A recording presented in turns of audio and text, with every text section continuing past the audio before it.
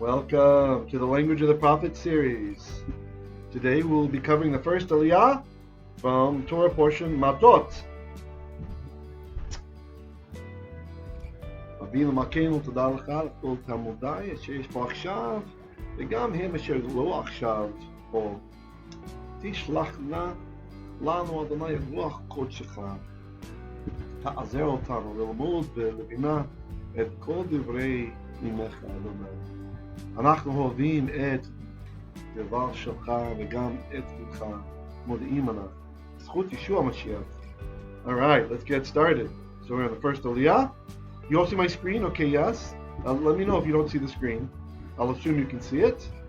Okay, we've got 8 students. And although I think Fidel and Jane, I think there's 2 usually on that account, right? So we're pretty close. We're almost at our minute. I know we'll make it. Let's do this.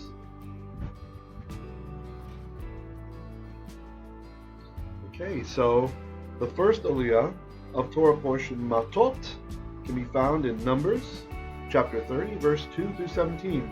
And just a reminder, this is an open microphone class, so feel free to speak up, ask questions, anything about the grammar you want to know, and we will we'll see how far we can get. Here we are, starting with verse 2.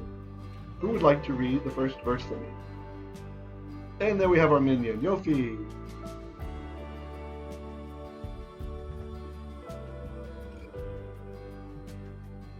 Rabbi, Yes, go for it, Tom. I'm going to read Go first. for it. Okay. Yeah. Bayadaber Moshe El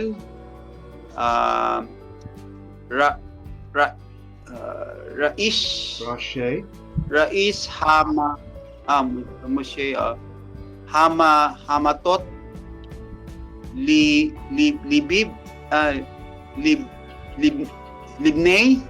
Libnei Israel Lemor Ze Hadabar Asher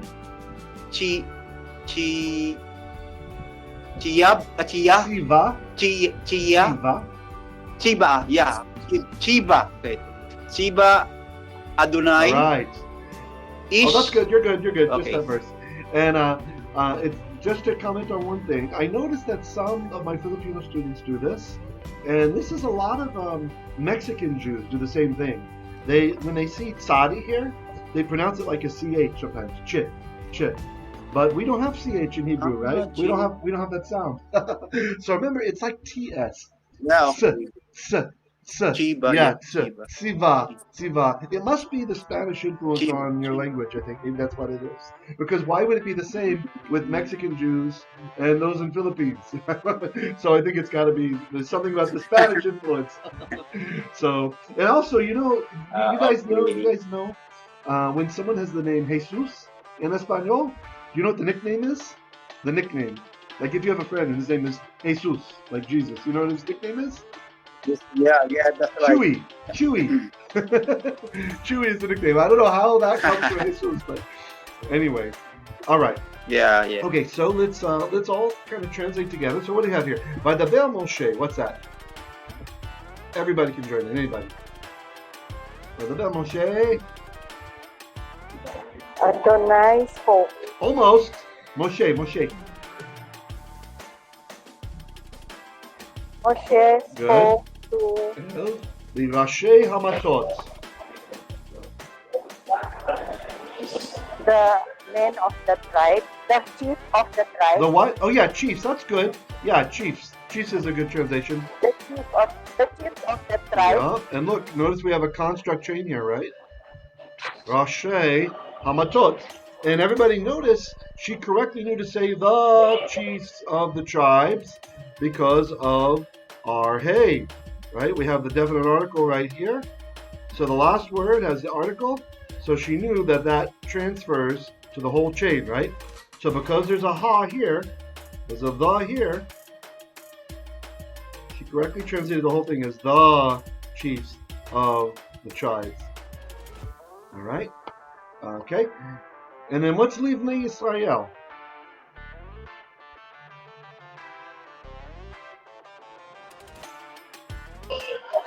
To the sons of Israel. Yeah, good, good. To the children of Israel, the sons of Israel. Lemor. So we have an infinitive construct. The best way to translate this in English, I'm going to hit mute all just for a second because there's some background noise on one of your microphones. But feel free to unmute and talk. Lemor, we usually just translate saying, right? But it also means to say, right? But that just doesn't work so well in English. So here we have in quotations what Moshe said. Ze hadavar asher tziva Adonai. Okay, what's that mean?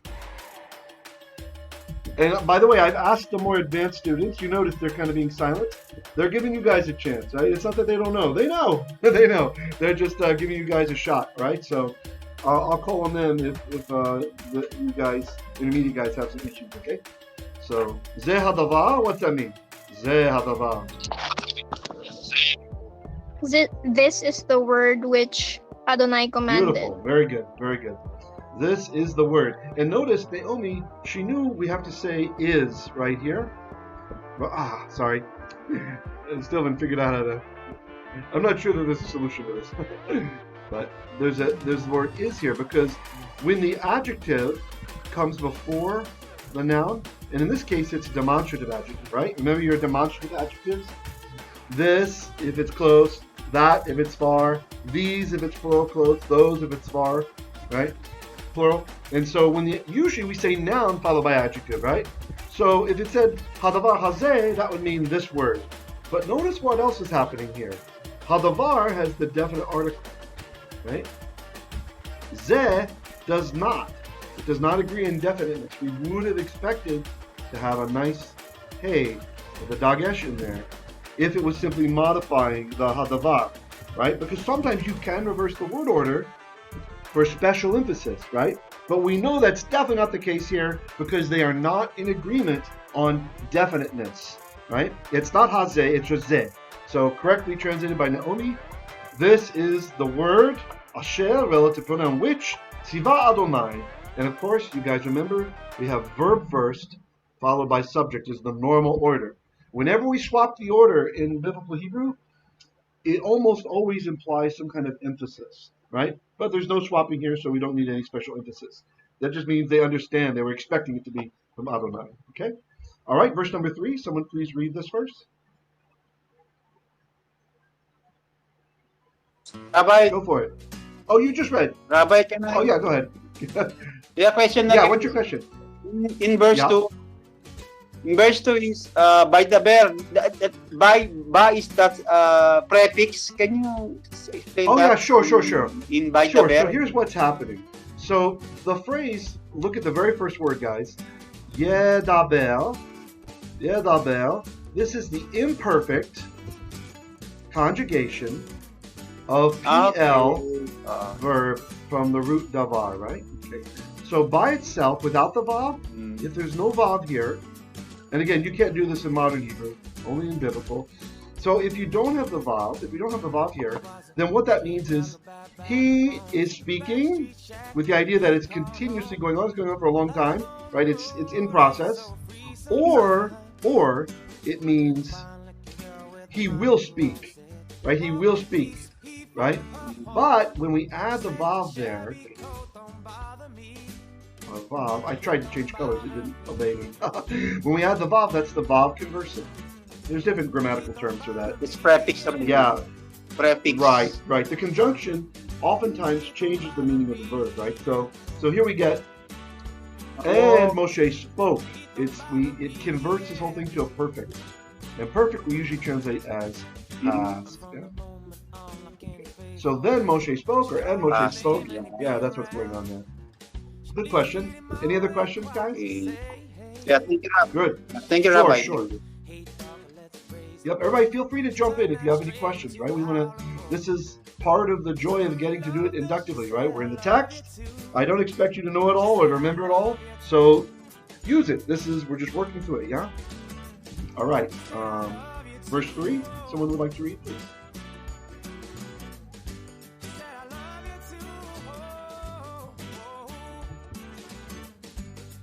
Okay, I'll take it. Verse Go for 3. it. Ish, ki, yedor, neder, Ladonai o Hishava Shevua Leosor, and that's Lesor.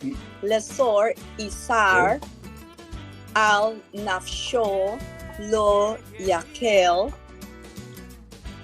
Devaro Bekol Hayosei Mipiv Yaashsei. Good. Very good. Very good. Good. All right. So let's see. Let's translate this together, guys. Yeah. Okay. So verse 3. Ish ki yidon eder. Okay. So ish, you know, right? What's ish? Man. Ki. So this is specifically in the Torah when we're looking at mitzvot. The word ish instead of adam tells us that this is for a male. This commandment is specifically for men that we're talking about. Okay? All right, so tried to circle it and it went to the next page. It still doesn't want to. Oh, goodness. I'm just writing with the status on the screen and it's changing colors, changing to the next. Oh, wait. Okay, fine. Pretend that Ish is circled. Okay, so specifically a man, ki yidor neder. All right, so do you guys see what the yidor is? Yidor. Yidor. What do you think that verb is? Okay, look at the word after it. Look at the noun that comes after it. Neder. Who knows what a neder is? That's right, a vow, a vow. So, not knowing this verb in front, From net. I think someone's got it. Go ahead, jump. It's a verb. That's right. It's the verb form of the same noun, isn't it? Right? So even though you haven't learned this verb yet, you can figure it out because the word that follows, the context, totally informs you. And you see the dagesh and the dalet? What do you think that is? What do you think happened there? Dagesh See? and the Yep, dalet. see, look here. We have you see It's- where that yellow arrow is? Yeah, what do you think that's there for? What's that telling us? What happened? Yidor. Written duplication. The noon is Noon from neder. noon. It shows that the noon used to be there in the word. Very good, very good. Was missed. That's right, Aman makes a bow. that's right. Aman makes a bow. Good, good. So the That's Aman makes So a the bow. dalet, let me see if it'll let me write now. Let's try. If I tell it here to allow writing. Now. There we go. So you're exactly right. So the dalet is there because there is a noon which has assimilated, right? In ancient Hebrew, the theoretical form would be yindo. So this is a noon verb, and you guys figured it out, and you figured out what the verb means, even though this is not your vocabulary, because of the context, the proximity of the noun neder, vow. So ki, this is kind of a sneaky beast in Hebrew syntax. You guys know the basic meaning, that or because, right? But ki can mean a whole lot more. Ki can mean if, syntactically. If you say ki-im, it says if, but it's expecting a negative answer, right? So if it didn't happen, right? Ki can sometimes mean when, and we find very often in Hebrew poetry, ki means this. Exclamation point in the middle of the sentence, right? We call it the emphatic ki. And there's some other situations in syntax. So we'll just have to deal with them as we come across them. You have to be a little flexible with ki. All right. So ish ki yidon neder. This is showing us in Greek this would be expressed with the subjunctive mood in the verb, right? So if this happens, if this might happen, right? So anyway, so this is saying if a man yidon neder, if he shall vow a vow, l'Adonai, you guys know that, to Adonai. Oh, what does O mean? Oh. Or. Good. Or he shavah shavua. Okay, this is a bit harder because you guys haven't had this word. But does anybody know offhand what shavua means? Shavua. It's another noun. This is a noun. Shavua. Yes. Yes. Oath. Very good. Oath. Can it be possible to swear? That's right. That's what the verb means. He shavah shavua. Exactly. Very good. Very good. So look, see, when you guys know a word here and a word there, it already, being in the text, you're already able to work through it. If you just be disciplined, don't let yourself look at the English Bible, right? You gotta resist the temptation to look, right? Because what we're doing in this process, it's more than just getting immersed, it's more than just doing the grammar, right? And all this stuff. Really, what we are doing is we're breaking you of the habit of running to a translation, right? When really you already have a lot of the tools that a lot of Sure. times you can work it out yourself, right? Because it's a habit right now, just like training wheels on a bicycle for a kid, right? And the habit is to go to the translation, right? But I'm hoping you won't do this. Like in the States with my Hebrew students, I didn't let them, for sure, no interlinear Bibles. No, no, no. You don't want that.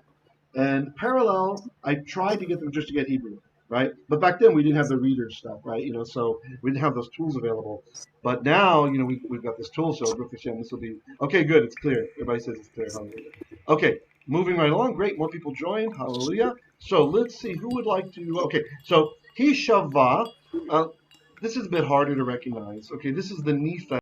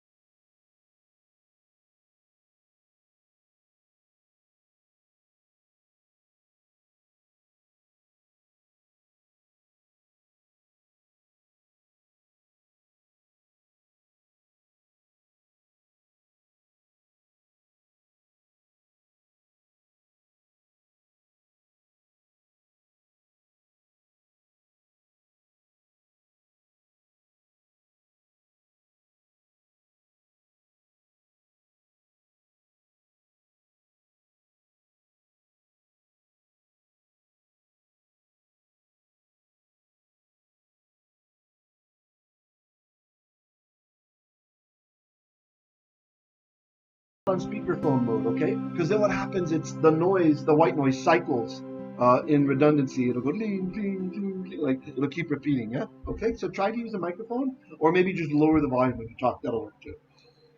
So that's right. So notice it doesn't say al. It's sorry, I was pointing on the other screen. It doesn't say al, it says lo. Lo. So the idea is, remember we mentioned before, lo is a very strong knot. It's like a never knot. Versus al, which is a softer way to make the request, right? Al. So lo yachel, let him not profane, or he shall not profane. This is actually a he feel form of the verb. And it's okay if you didn't recognize it, but I just want to point something out here for those of you who'd like to know how to recognize that this is a he fill.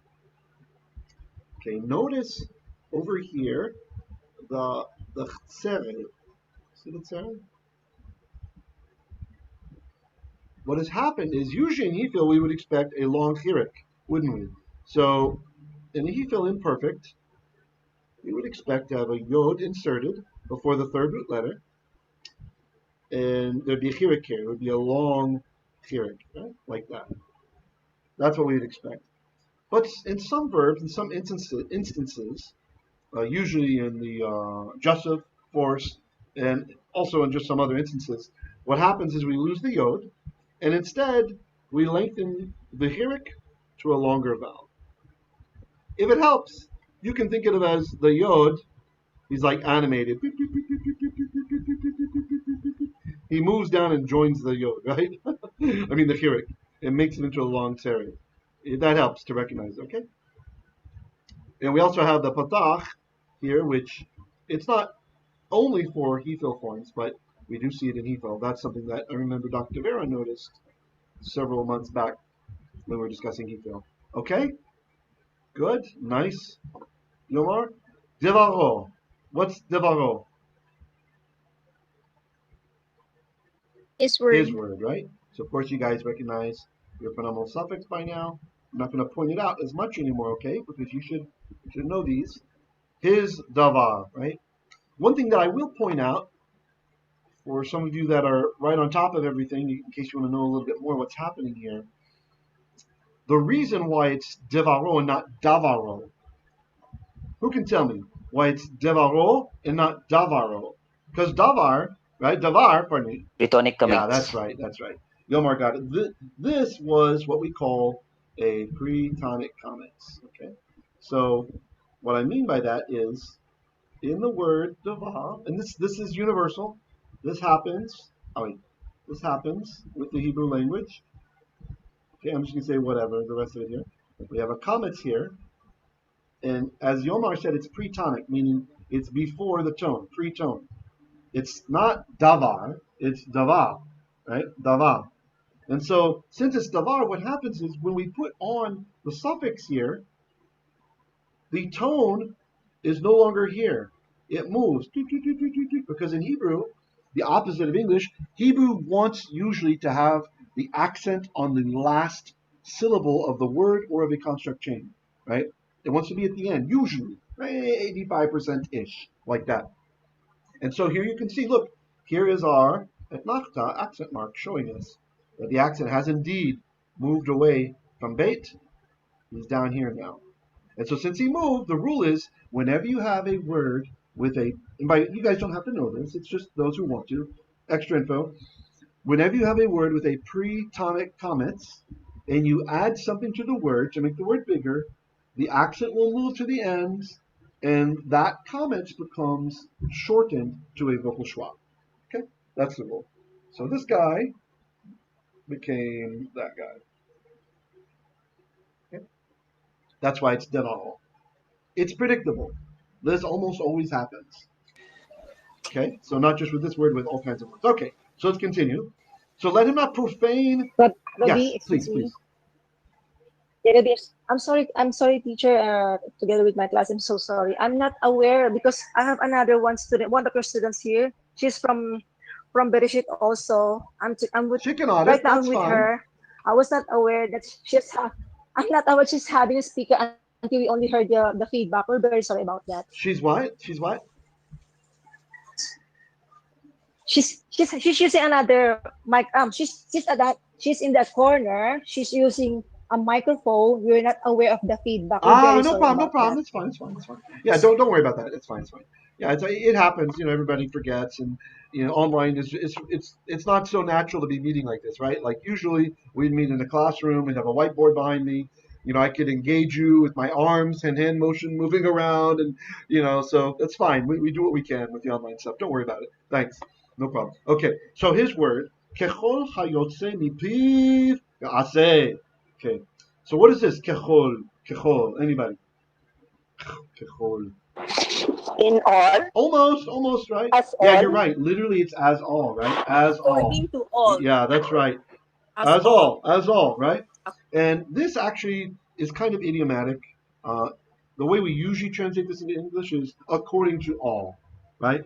And it almost always shows up in mitzvah formulas, right? So and so did everything that the Lord commanded, right? Something like that. Okay, so in this case, according to all, hayotse. What's the verb mean? Hayotse.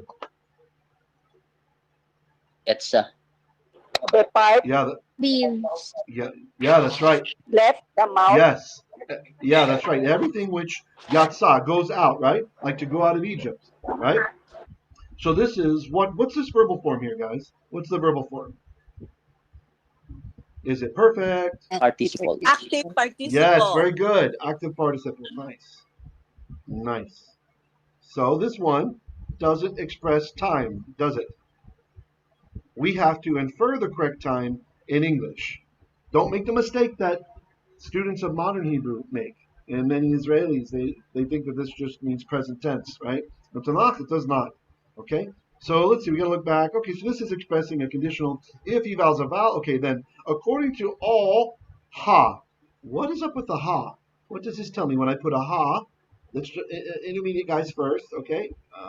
Yomar, Dr. Vera, give everybody a chance just for a sec. Okay, what's the ha doing there? What does that mean? Do you guys remember? The one doing the action. Yeah. the verb became an Very good. a person. Yes. Very good. So it's basically the equivalent of, if I could have done the same thing without the ha, I could have written asher, right? Asher. Right? It's definite. Yes. Definite, Rabbi. Yes, it's definite, right? So it's something like the one, Definite the noun. one, Definite the noun. one coming out, right? Or that which comes out, right? The ha in front of an active participle can represent asher. When we get to the prophets, studying the prophets, in later biblical Hebrew, there's another prefix we can use instead to represent this, and that's she. She. There's a prefix she.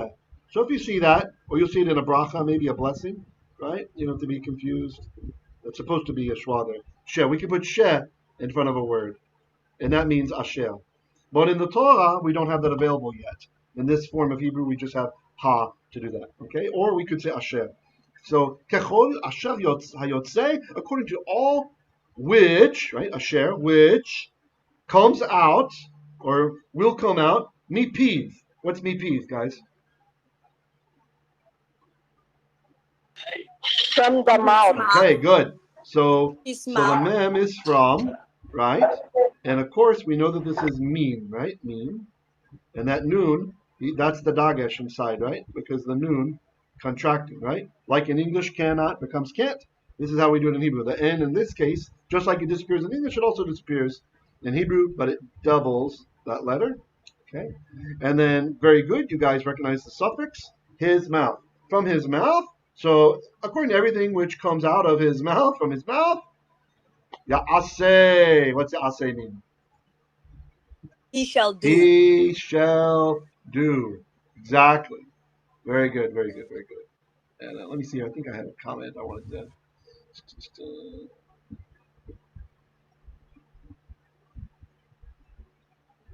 So Ibn Ezra, he comments that this is directed to the Rashi, right? The heads or the chiefs, as you translated before, guys, of the Bnei Israel, of the tribes. Ibn Ezra says that in his opinion, in my opinion, this part really took place, it happened after the battle with Midian in chapter 31. So he's saying it's kind of out of place here a little bit. It's not chronological. And then he gives another example like this to show when something's not chronological, back in chapter 11, verse 35. So the Gadites, they came up to Moshe and they said what they said after Moshe gave commandments concerning them to Eleazar the Kohen, Yehoshua son of Nun, and the family heads of the Bnei Israel, chapter 32:28. Since Moshe told the Gadites and the Reubenites, do what you have promised, it is natural that in our chapter, which is placed subsequently, to be told that these same heads of tribes, quote, if a man makes a vow to Hashem, he must do all of which has come out of his lips, out of his mouth.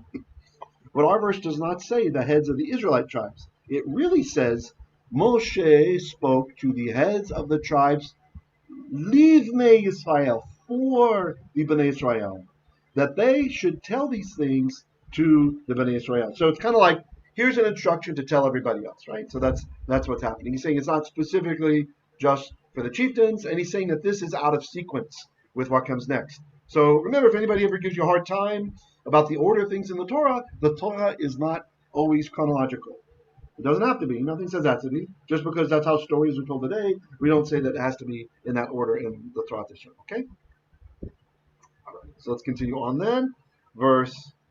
So you're right. Ya'aseh, that's imperfect. Good.